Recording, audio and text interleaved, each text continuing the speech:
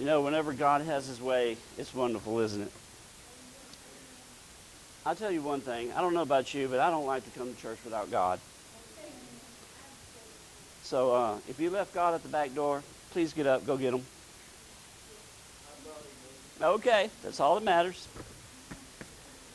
Okay, today's going to be a non-traditional Sunday morning service. I know we have guests, and it's just going to be unusual, okay? I often found that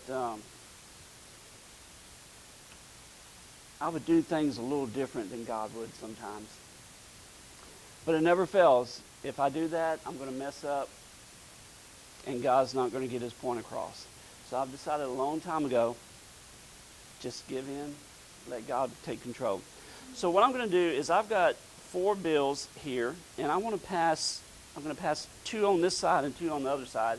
And I want each person in this church to look at each bill and just take a mental note or write it down of each bill that comes across your hand. Just one little note that you notice that's on that currency, okay?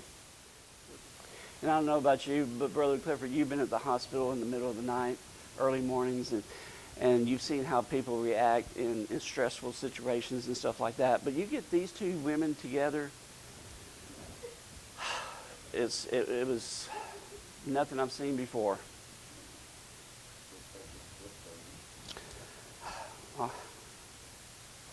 I couldn't even hold.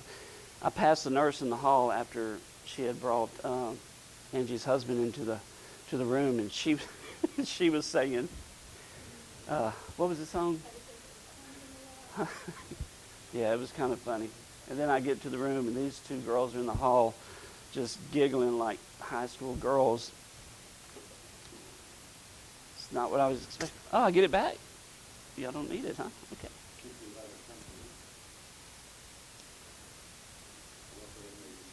Where's the dog? Okay, okay, so they're back up front.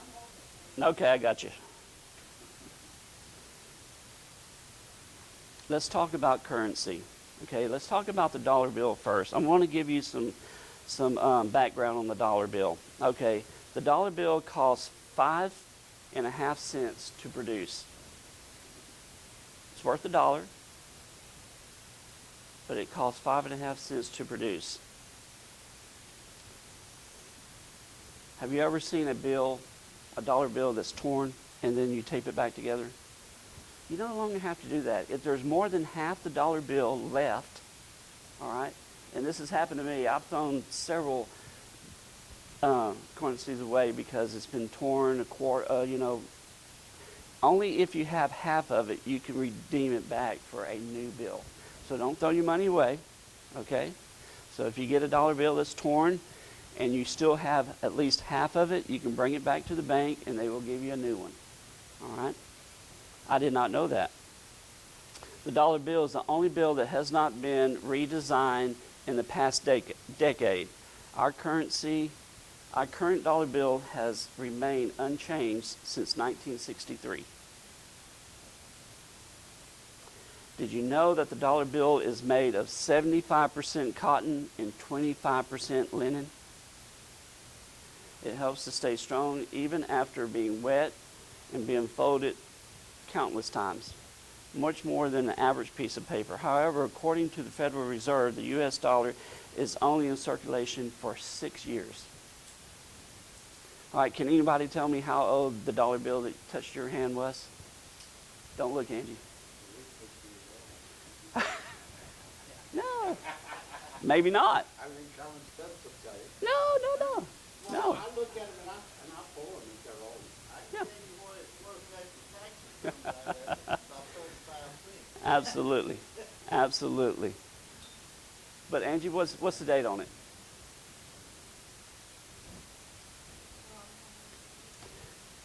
Okay, well I can tell you, this dollar bill is actually 10 years old. So it's surpassed its lifespan, estimated lifespan.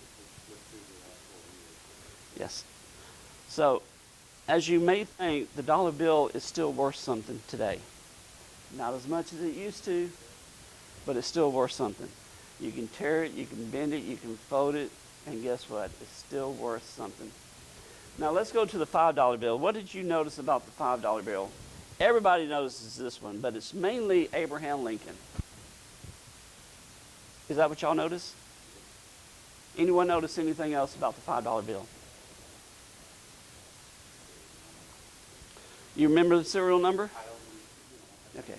Well, a lot of people, especially if you've been in construction or anything like that, there's always people that likes to bet. All right, and construction sites are the famous. So what you would do is you would get, cash your check, what have you, or have your check number, and whoever had the biggest, like 2 of a kind or 3 of a kind or a full house, just like poker, whoever had the best hand, whoever had the best numbers, then they would win a small pot or something like that. So absolutely. So you've seen people use a $5 bill, a $10 bill, $20, $1, whatever the case may be, in ways like that. Now, I know what you're saying. Well, what does this have to do with church and God and your message and everything? We're gonna link it back here shortly after we get finished with the $20 bill. But I want you to see each one of you had 4 bills come across your hand. All right. And what did you know about that piece of money? Do you know where it originated? Every bill will tell you exactly where it came from, what city it was made in, and all that.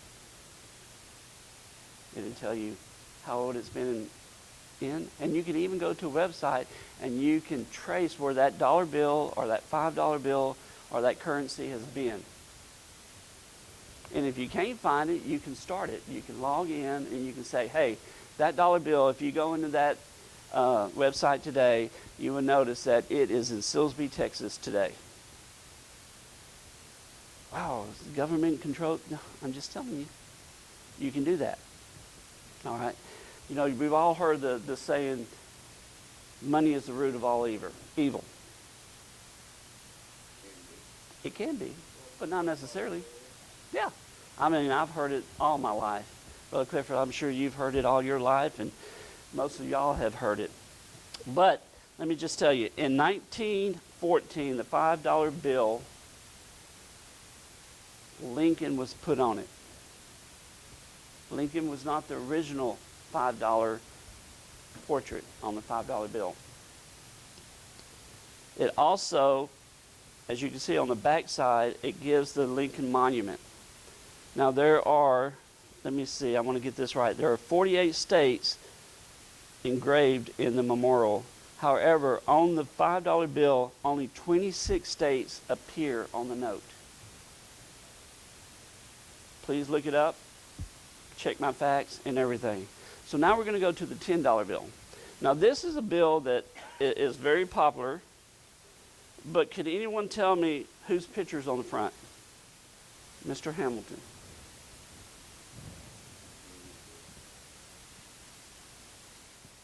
Now again, my whole point on this is each one of you had each one of these bills in your hand. All right?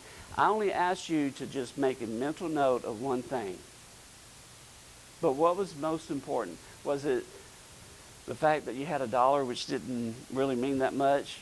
Most people probably focused on the $20 bill because it's the most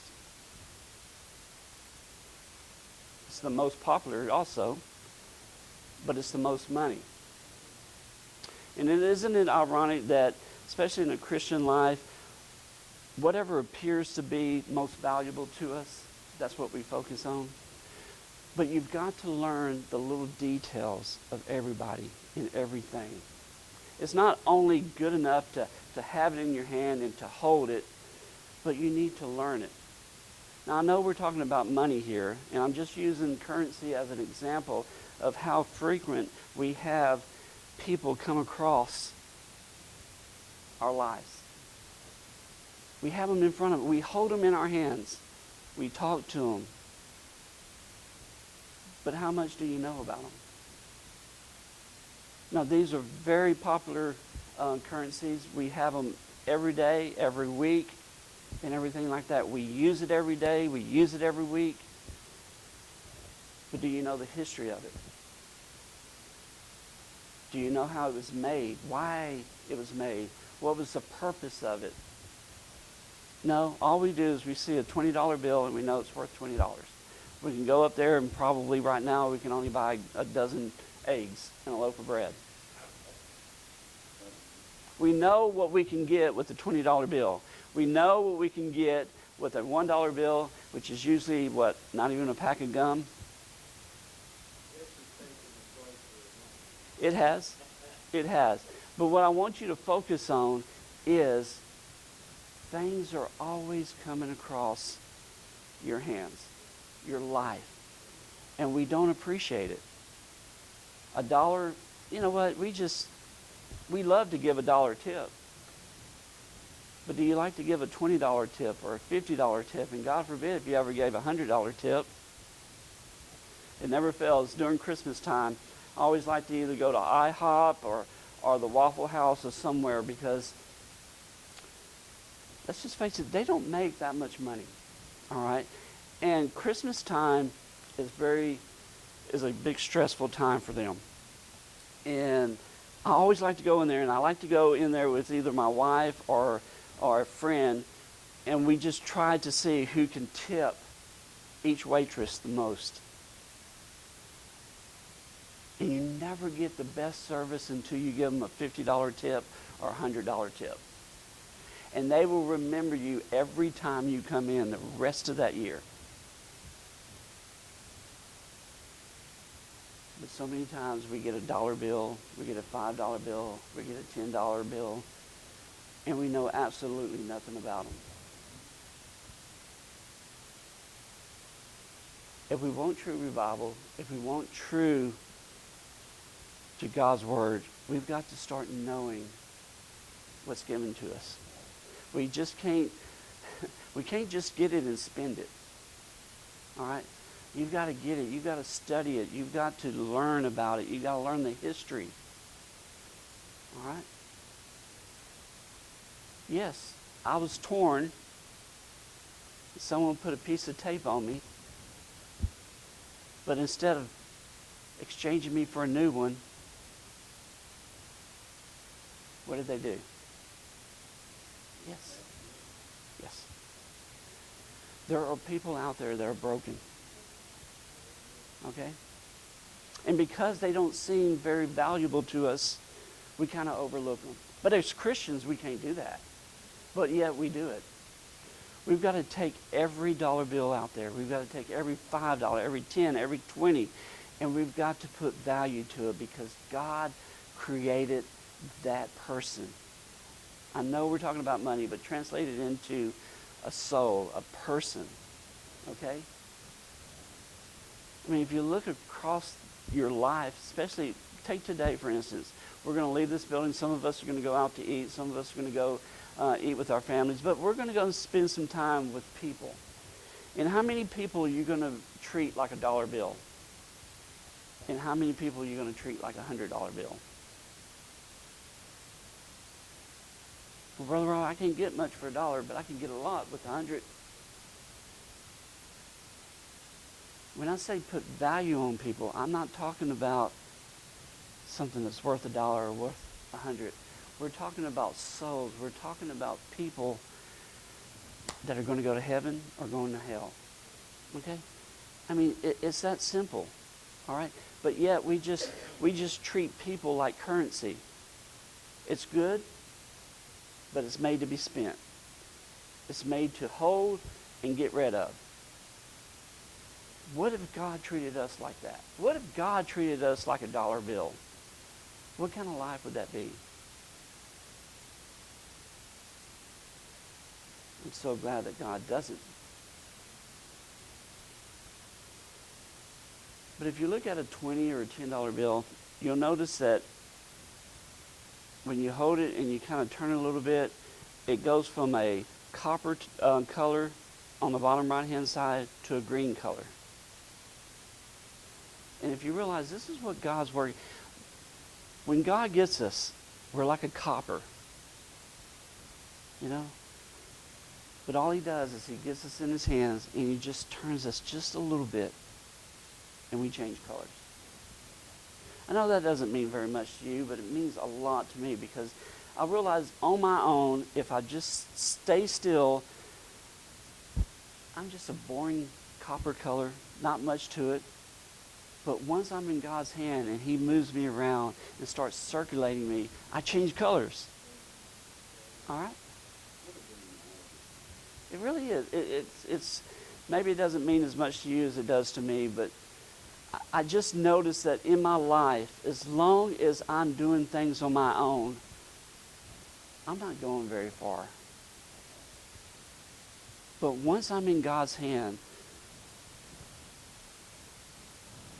I don't know where he's going to take me. But I know it's going to be better than where I'm at now. I know it's going to be better than where I was yesterday. And I know that he's going to use me to further his kingdom. Because again, what are we here for? Not to build castles. We're here to build a kingdom. And again, it doesn't matter what church you go to. It doesn't matter what denomination you are. If you serve the same God I serve, we're brothers and sisters. And revival isn't going to start in the Baptist church. It's not going to start in the Catholic church. It's not going to start in the Mormon. It's not going to... It starts with you. Okay? When that burning desire in your heart, you know, I love kids. There's no doubt about that. And I love what they're doing, or what you're doing in Sunday school. But as Miss Angie was up here expressing her ministry, there was a young lady that just had a smile on her face, and she got excited. Isn't that what it's about? I mean, I got excited watching her get excited. Now, she may not know all the details and the depth of what was going on, but I did notice she was having a good time. And I know that memory will stay with her for a while. But I mean, just think about your life. I mean, what's the childhood memory that you have? You had one of Brother Clifford. Now, at the time that y'all first met, he had no idea he was touching you. And nor did he know that 20, 30 years later, you would stand up in a church and testify, hey, I knew this brother back then. So you never know. Hey, I had this $5 bill for just a minute, but I can tell you everything about him. I can tell you it was made in 2013, okay? I can tell you the serial number. I can tell you what city it was made out of. As a matter of fact, it was made in Chicago. All right? So you had a piece of Chicago in your hand. You didn't even know it. But how many times has something come across your hand and you know absolutely nothing about it? As a minister, you know, sometimes you take for granted that sister so-and-so or brother so-and-so, I'll just see them next week. And then you get the phone call in the middle of the night. And you won't be seeing that brother or sister anymore. And then the devil starts attacking you. Oh, man, I should have taken more time and stuff like that. Don't get caught in that trap, all right? Get the dollar bill, get the $5 bill, get the $20 bill in your hand, and cherish it. Don't spend it on the first thing that comes along. I remember as a teenager, we had a youth leader. He's now the pastor at Oak Grove. Great guy. I think was he your youth leader too? All right, he was the youth leader at First Assembly, but of course everybody knew Granny and Brother Blue. But actually Scott and his wife, Kathy, was the youth minister. And now they're at Oak Grove, and we're here at Agape House, and there's other youth that's you got Reggie Lloyd, y'all know about him in Beaumont and stuff like that. So don't think that your ministry and that your life doesn't affect other people's life, because it does. Okay? I can't tell you how many people that Brother Clifford's led to the Lord. I can't tell you how many I've led to the Lord. But I can tell you what. When your ministry reaches out and starts leading people to the Lord, it's just a wonderful feeling. The honor, the pride that you have, that God, maybe not so much proud, but humility. I feel so humble. But that God used you to lead someone to the Lord. You were his spokesperson. You were his representative. And then you hear people, man, I just don't know about God. Well, let me tell you about him. He's a loving God. He's a just God. He wants the best for you. He wants the best for your family, your kids, your grandkids. He wants the best for you. All right? And it's not just for famous preachers, and it's not just for people that's been Christians for 10, 15, 20, 30, 50 years. From the first day that you accept him as your Savior, you've got a best friend. You've got a best friend. I don't know about you, but so many times I have blamed God for things in my life. Good or bad, it doesn't matter. I give him credit whenever I think it's good, and I give him credit whenever I think it's bad.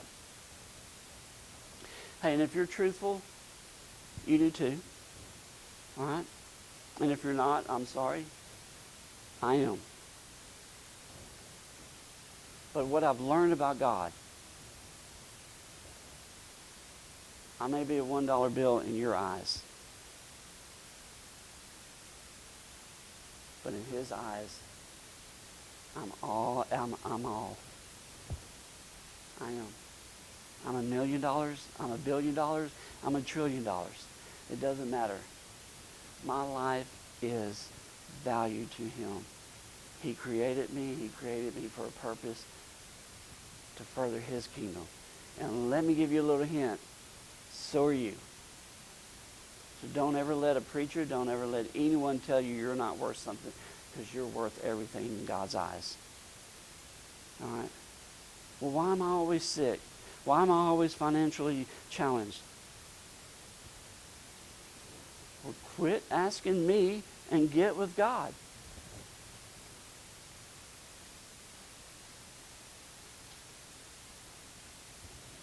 God has the answer. God is the answer. But if you're looking at man, I'm sorry, we're going to let you down. Me and Brother Clifford, we're going to let you down at some point. We're not going to do it on purpose. But if you're looking at us, we're going to let you down. Keep your focus on God. Okay? Keep your focus on God no matter what. If you're a dollar bill, be the best dollar you could be. You got to be all crispy and new smelling. All right? Let me give you a hint. In Chicago and Detroit, I read that 100% of the currency had traces of cocaine in it. Still spins the same. But we look at that kind of thing as evil and sin and stuff. Well, let me tell you, we're in the sin business, people. I don't know about you, all right? It's not roses all the time, all right? You're going to get people that's mad at you. You're going to get people that's going to cuss you out. There's going to be people that's going to spit on you. But you know what? They did the same thing to Jesus, all right? So don't think we're better than God and Jesus, because we're not, all right? What we've got to do is we've got to stay humble and realize, you know what? God, I'm going to fail, but you working through me, I won't. I look at this money, and before the week's over, if not already, it's spent. You may have it next. Brother Clifford may have it next. Miss Debbie may have it next. What are you going to do with it? I'm going to spend it for God. Absolutely. I'm going to spend it for God. You know, we have the blessing box. I know this is my intro to the blessing box. Every Sunday you're going to hear something about it. All right? Right now, if I hand you the dollar bill and I hand Aaron the $10 bill and I hand Angie the $20 bill, I'm out of bills. All right? But if you and you and you take that money and you go spend it for the blessing box, not only did it bless you, but it's going to bless someone in this community. Now, this is not a push for money. Again, the money is irrelevant. I just use that as an example of how many times we have things that come across and that we possess, and we just treat it like currency. We treat people like currency. Hey, as long as they're good and as long as I can spend them, I'm going to use them. But once I've already extinguished all that, they're no good to me. People shouldn't be treated like that. All right? People that used to go to this church, in my mind, are just as valuable to me and to God as when they came. If they went and found another church and God's blessing them, I don't hold any resentment or strife or anything. I'm glad.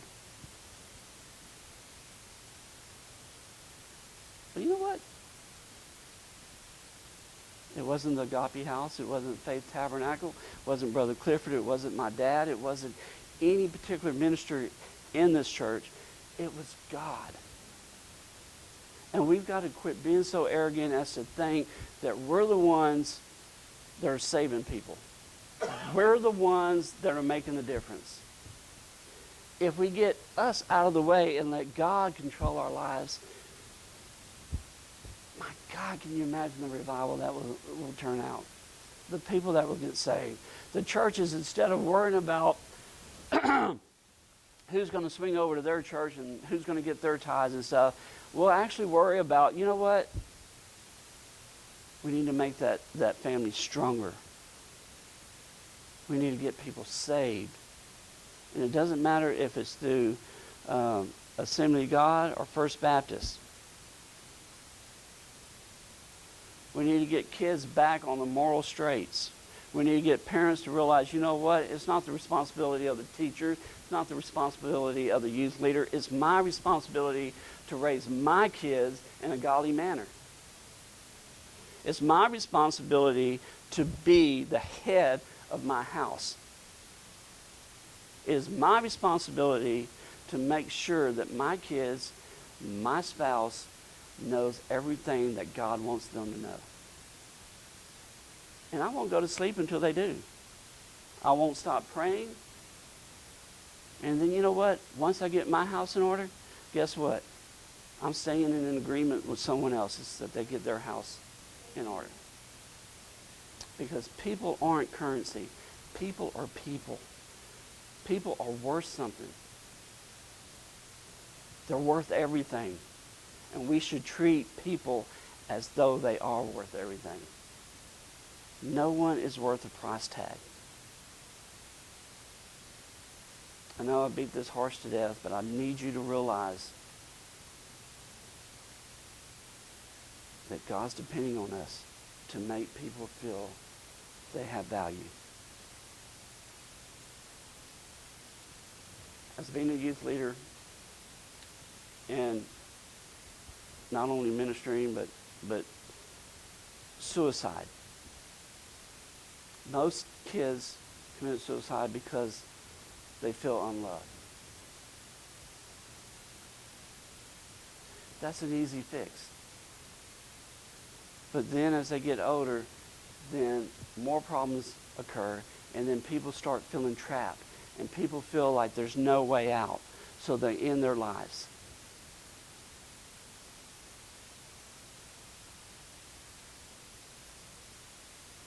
We all have the tool to eliminate that.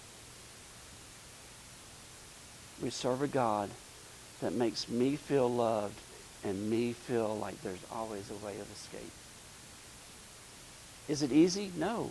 Is it challenging? Very much. But you've got to give people hope. All right? And I don't know about you, but that's all God's ever given me is his grace, hope, and mercy. And as I see out in this congregation, I see people today that, what do I do next? How do I get my ministry started? How do I get my ministry to grow? I'll tell you how you do it. You take a back seat. I'll get in the passenger seat. All right? God's going to open the door. He's going to come over there. He's going to sit you in there because he's not going to do it alone. He still needs you. Okay? Let him drive. I know you've heard this before. Let him drive, and you just watch what he does in your life. And you be prepared to take the steering wheel at any given time. Because let me tell you, all right, he's going to turn it over to you at some point. And he's going to see exactly what you do with it. Don't have a flat tire. Don't use cruise control. Don't try to drive from the back seat. Be in the front seat, take the steering wheel, and have at it. God's going to be with you the whole time. Brother Clifford, I know that you've been a minister for I don't know how many years, and I guess that's not really important if you've been in ministry for 1 year or 100 years. But I will tell you this. You made a difference in people's lives. But I can look at each one of you and have the same testimony. From the youngest to the oldest. I've learned some stuff, okay? All right? I've learned some stuff behind the pulpit.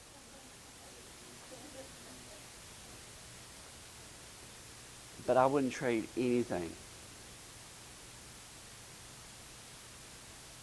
to see a soul saved.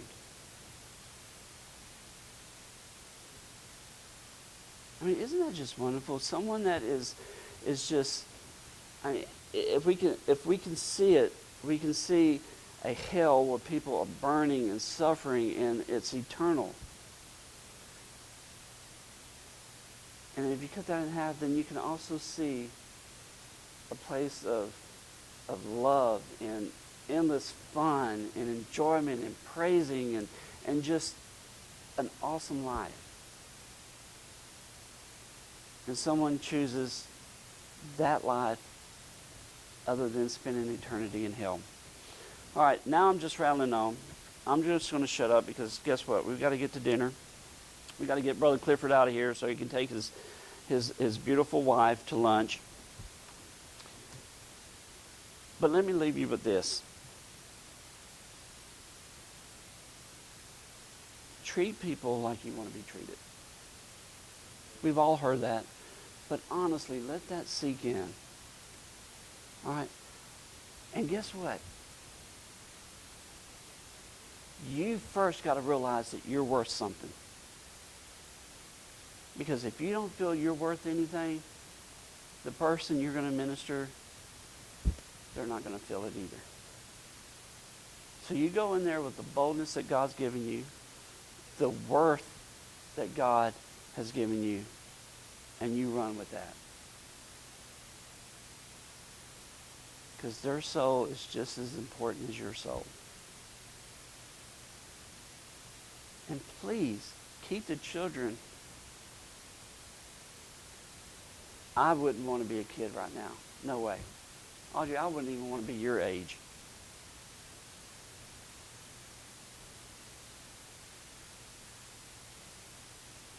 But I do want to be with God. And I'm going to do everything to make sure that you and all of you realize that God wants you every minute, every day. Y'all stand.